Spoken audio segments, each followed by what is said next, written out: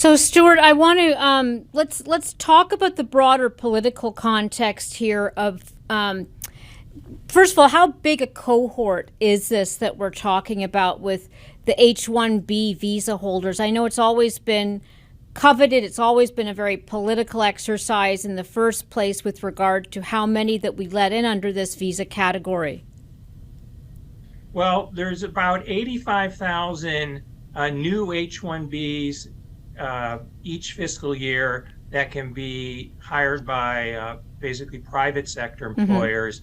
And there may be another 20 or 30,000 that come in through exemptions, depending on the year, for universities and nonprofit research institutes. In addition, those that piles up over a period of years. So maybe you're looking at up to 500,000 or so H-1Bs.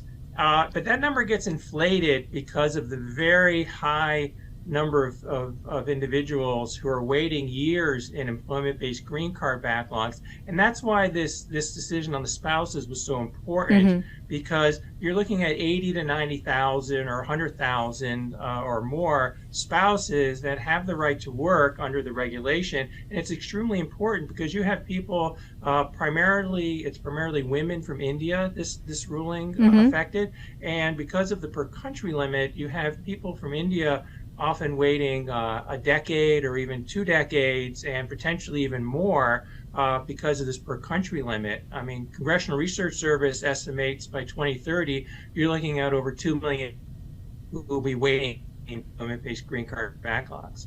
Well, it's interesting. So give us some context as to what situation employers are in, because this time last year, obviously, there was a lot of talk about talent shortages. Now this year, we're seeing layoffs in the tech sector, which I know is a big consumer of these particular visas. Does that make any difference here, or is this really the cohort that, in essence, are permanent residents and they're being held up by, the immigration facilities? Well, for this cohort who's most affected by this decision, they are already been waiting for the green card probably years. For future people who would apply for green cards, this would also affect them. Our organization put out a report by economist Madeline Zavodny last year that recommended that the work authorization be extended to all H-1B visa holder spouses, which is really what the case is in Canada for their equivalent visa. And that would be an important reform. Many of these people, many of the spouses actually have this very similar education level to the principal H-1B, because that's the way life is nowadays. Is that encouraging more couples, say, to go to Canada as a result of this? Well, I think that's definitely what's been happening.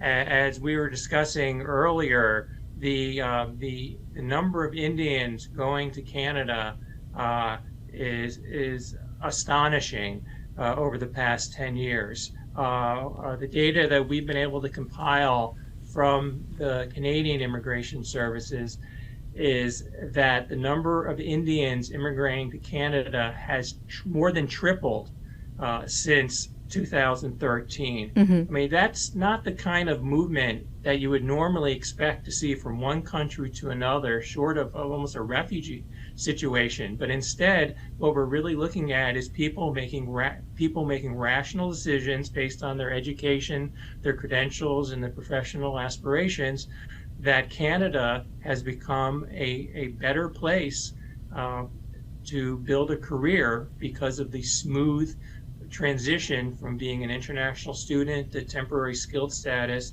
to permanent residence in Canada.